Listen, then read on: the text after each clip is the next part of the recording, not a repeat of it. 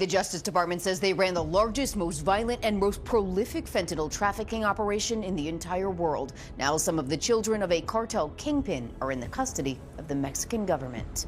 In the sweltering heat of Culiacán, Mexico, a city nestled in the heart of Sinaloa state, an operation by the Mexican National Guard was about to unfold. The year was 2019, and this was no ordinary raid. Culiacán, a sprawling urban center surrounded by rugged mountains, had long been the stronghold of some of the world's most notorious drug cartels. As the sun beat down on the city streets, the National Guard closed in on their target, a nondescript house that belied its importance. Inside was Ovidio Guzman, son of the infamous Joaquin El Chapo Guzman. Despite his powerful lineage, Ovidio could have easily been mistaken for any wealthy young man from Miami, handsome, square-jawed, and of modest height. But appearances can be deceiving. Ovidio was one of Los Chapitos, 4 of El Chapo's children, who had risen to power within the Sinaloa cartel following their father's final arrest in 2016. His capture in his home state seemed like a rookie mistake for the 29-year-old. But those who underestimated this family were about to learn a costly lesson. Within hours of Ovidio's detention, Culiacán erupted into chaos. 700 cartel gunmen flooded the streets, transforming the once peaceful city into a war zone. Roadblocks sprang up, fires raged, and the staccato of gunfire echoed through the air. Surrounded and desperate, Mexican troops made a frantic call to Ovidio's brother, Ivan, hoping to negotiate. Ovidio, perhaps sensing the gravity of the situation, attempted to calm the storm. He urged his brother to stand down the cartel forces, not wanting the bloodshed to continue. But Ivan's response was chilling in its determination. "Hell no, we are coming to rescue you." The stakes were higher than ever for Ovidio.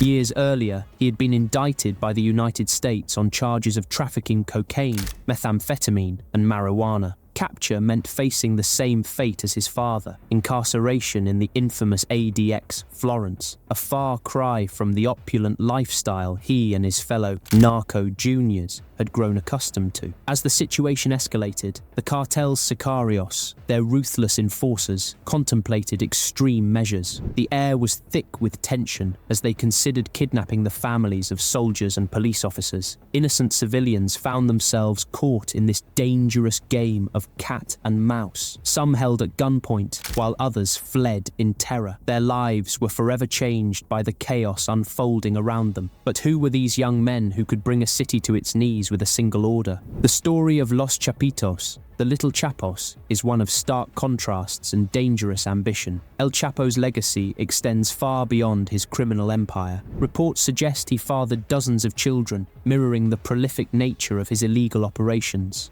Among this extensive brood, 4 sons have risen to prominence within the drug trade, carving out their own chapter in the infamous Sinaloa cartel's bloody history. Ovidio and Joaquin Guzman Lopez, along with their half-brothers Ivan Archivaldo and Jesús Alfredo Guzman Salazar, form this fearsome quartet. Their collective name, Los Chapitos, might sound almost quaint, evoking images of a local mariachi band or a family-run taco stand. But make no mistake, this seemingly innocuous moniker masks a reality of power, violence, and unwavering family loyalty. The contrast between father and son is stark. El Chapo's childhood was one of grinding poverty in the unforgiving mountains of Sinaloa. He dropped out of school in the 3rd grade, selling fruit by the roadside to survive. His children, however, were born into a world of privilege and excess. Ivan, the eldest of Los Chapitos, entered a world already shaped by his father's growing influence. Born in the early 1980s, he never knew the hardships that had forged El Chapo's ruthless determination. Instead, the Chapitos were raised in the lap of luxury, their every whim catered to by their father's vast criminal network. Yet, amidst the wealth and power, a fundamental human desire remained unfulfilled. These young men, groomed to inherit an empire built on blood and drugs, still yearned for something money couldn't buy, their father's attention and approval. As the 1990s dawned, El Chapo's empire had reached dizzying heights. When Ovidio entered the world, his father was already a titan of the drug trade, co-founder of the Sinaloa Cartel, alongside the enigmatic Ismael El Mayo Zambada. This new generation of cartel heirs, Los Chapitos, grew up in a world their father could scarcely have imagined as a child. Where El Chapo once knew only the sting of poverty, his sons basked in opulence. Their childhood was a stark contrast to the hardscrabble youth of first-generation traffickers who had clawed their way to power from the depths of destitution. It was this disconnect that birthed the term narco juniors, a label tinged with derision, applied to the sons of traffickers who inherited their place in the family business. But would this privileged upbringing make them soft? Or would it breed a different kind of ruthlessness? Ivan, the eldest and rumoured leader of Los Chapitos, would be the first to answer that question. In 2016, journalist Sean Penn described Ivan as possessing a calm maturity, but an incident from 2004 painted a far more chilling picture of the man nicknamed Chapito. On a fateful night in April, outside a suburban Guadalajara nightclub, 2 lives were about to be snuffed out. A young Canadian exchange student and a Mexican man she had just met were leaving the club, unaware of the danger that lurked in the shadows. Earlier that evening, the man had been involved in an altercation inside the club, a seemingly trivial event that would have deadly consequences. As the pair stepped into the cool night air, they were ambushed by men in a red BMW. At the wheel was Ivan, surrounded by his entourage. In a moment of senseless violence that seemed ripped from the pages of a pulp crime novel, shots rang out. Both the Canadian student and her companion fell. Their lives were cut short in an instant. Authorities named Ivan as a suspect, but justice remained elusive. The incident faded into memory, becoming just another dark chapter in the bloody annals of cartel history. To outsiders, it might have seemed like a cliché scene from a bad Netflix series. The spoiled son of a drug lord starting a fight in a nightclub and then exacting deadly revenge. But for those caught in the crossfire, it was all too real. The following year, Ivan was arrested again, this time for flipping his SUV after leaving a party in the same Guadalajara suburb. The police found drugs and weapons in his car, though they were for partying rather than distribution. Despite his reckless behavior, Ivan was eventually indicted for money laundering and organized crime offenses. His bail, set at $50,000, was quickly posted and he was released. However, his freedom was short-lived, as he was immediately detained again for questioning on other charges, including several murders. The original charges did not stick, thanks to insufficient evidence and the prowess of high-powered cartel lawyers, but he remained in jail on new money laundering charges. While in jail, a psychological profile of Ivan was leaked to the Mexican news site Sin Embargo. The profile described Ivan as anxious, suspicious, reserved, and evasive, with veiled hostility. Ivan's entitlement was further highlighted when he complained to his father about the cold jail conditions. El Chapo, ever the attentive father, paid a hefty bribe to get Ivan some warm clothing. However, the soldiers acting as intermediaries inflated the cost from $100,000 to $500,000, leading to severe consequences when El Chapo found out about the scam. In 2008, Ivan was formally charged and found guilty of money laundering. He was sentenced to 5 years, but surprisingly, he was released shortly after the verdict on appeal. There are multiple theories regarding his release. One suggests that El Chapo traded Alfredo Beltran Leyva, a member of the powerful Beltran Leyva faction of the Sinaloa cartel, to the Mexican government in exchange for his son's freedom. This trade triggered a brutal internal war within the Sinaloa cartel, with El Chapo and El Mayo emerging victorious. Another, simpler theory is that the judge overseeing Ivan's case was bribed. According to Forbes magazine, the Mexican Federal Judiciary Council opened an investigation into Judge José Luna Altamirano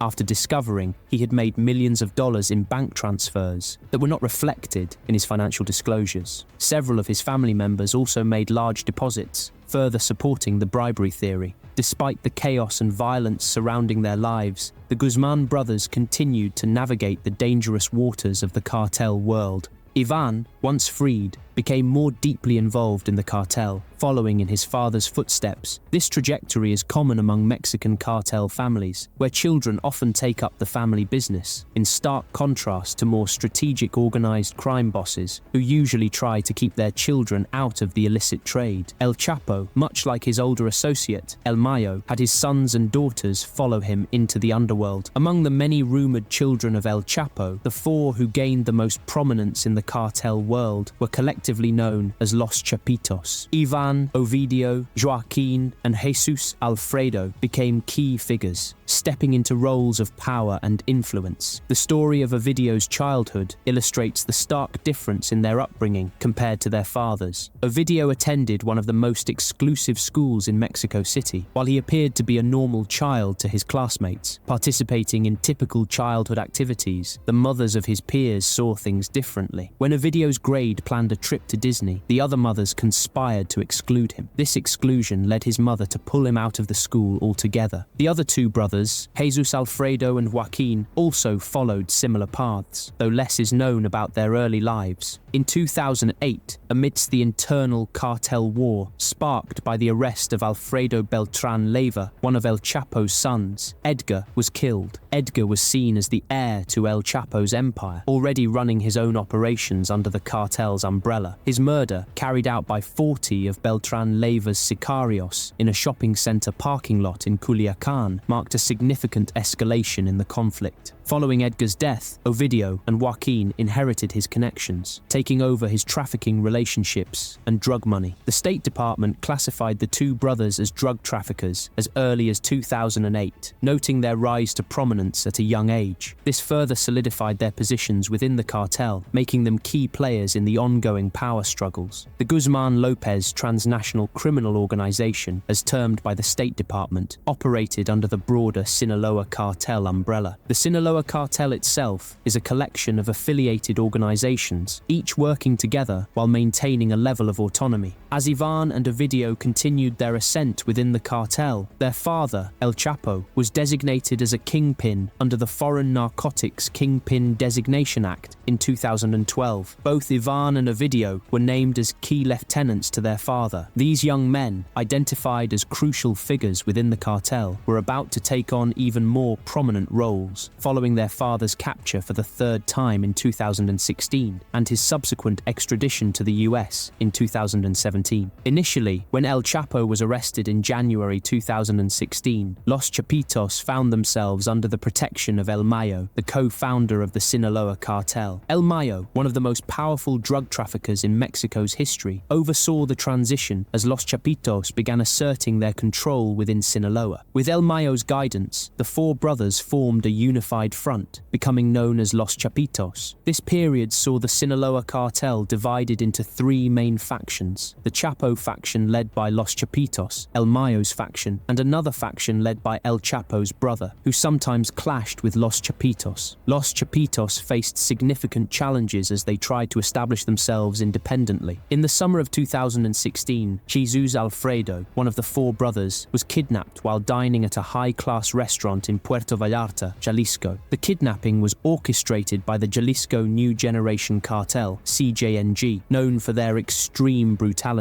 Reports varied on whether Ivan was also kidnapped, but CNN confirmed it was just Jesús Alfredo. This incident highlighted the vulnerability and volatility of the power dynamics within the cartel. Jesús Alfredo's kidnapping was a critical development, as it threatened to destabilize the Sinaloa cartel's power structure. A senior Mexican law enforcement official noted that Jesús Alfredo was supposed to be part of the new leadership. His capture underscored his perceived lack of seriousness and vulnerability, as he was reportedly caught off guard while distracted. Despite the danger posed by the CJNG, Los Chapitos were fortunate to have El Mayo's intervention. Jesús Alfredo was released after several days, though the reasons behind his release remained a mystery. Speculation suggested that El Mayo's adept negotiation skills played a role. One rumor even claimed that El Mayo had captured El Mencho's son, using him as leverage to secure Jesús Alfredo's release. According to Proceso magazine, following his ordeal, Jesús Alfredo headed to Medellín. Jesús Alfredo's time in Medellín extended for several months under the protection of La Terraza, one of the most powerful criminal gangs in the area. This gang is a strong faction of La Oficina de Envigado, originally the enforcement wing of Pablo Escobar's cartel. After Escobar's death, La Oficina de Envigado continued operating independently. During his stay, Jesús Alfredo moved between several apartments in the most exclusive parts of the city, always accompanied by a crew of 12 armed men for protection. He traveled in armored vehicles, conducting business while ensuring his safety. Medellín served as a safe haven for top traffickers of the Sinaloa cartel, a place to escape threats back home. During his time there, Jesús Alfredo set up cocaine labs and engaged in money laundering while still managing to enjoy the local nightlife, even sponsoring a local soccer team. Meanwhile, Los Chapitos faced internal strife with their father's former right-hand man, Damaso Lopez. Known for filling in as the top leader whenever El Chapo was imprisoned, Lopez found himself targeted by the brothers after El Chapo's final capture. In their bid to assert dominance, Los Chapitos cut off Lopez's access to water, hampering his ability to manufacture drugs and crippling his finances. This conflict led to intense gun battles, and in 2017, 13 police officers who were on Lopez's payroll either went missing or were killed. Los Chapitos were systematically eliminating Lopez's allies, employing brutal tactics reminiscent of a twisted narco drama. According to a US indictment unsealed in 2017, Los Chapitos' henchmen kidnapped and tortured 2 officials from the Federal Attorney General's office. One victim was tortured with a corkscrew and hot chilies before being shot by Ivan, with Jesús Alfredo also reportedly participating. Additionally, the brothers were accused of feeding enemies alive to their pet tigers, a claim they vehemently denied in an open letter, despite social media posts suggesting otherwise. In the end, Los Chapitos triumphed over Lopez, who was arrested in 2017 and extradited to the US. Lopez later testified against El Chapo and is rumored to have entered witness protection. In 2018, Jesús Alfredo made it onto the DEA's list of the top 10 most wanted fugitives, which, along with his 2015 US indictment listing him among key cartel figures, fueled speculation that he was the true leader of Los Chapitos. Despite Ivan and Ovidio receiving more attention, Jesús Alfredo's prominent position suggested otherwise. However, recent checks revealed that Jesús Alfredo was no longer on the top 10 list, while Ivan was, hinting at a possible shift in leadership dynamics. Joaquin, Ovidio's full brother, maintained a low profile, much like El Mayo, so low that when the US first issued a most wanted poster for him, they mistakenly used the wrong photo. While the other brothers had bounties of $10 million on their heads, Joaquin's bounty was only $5 million.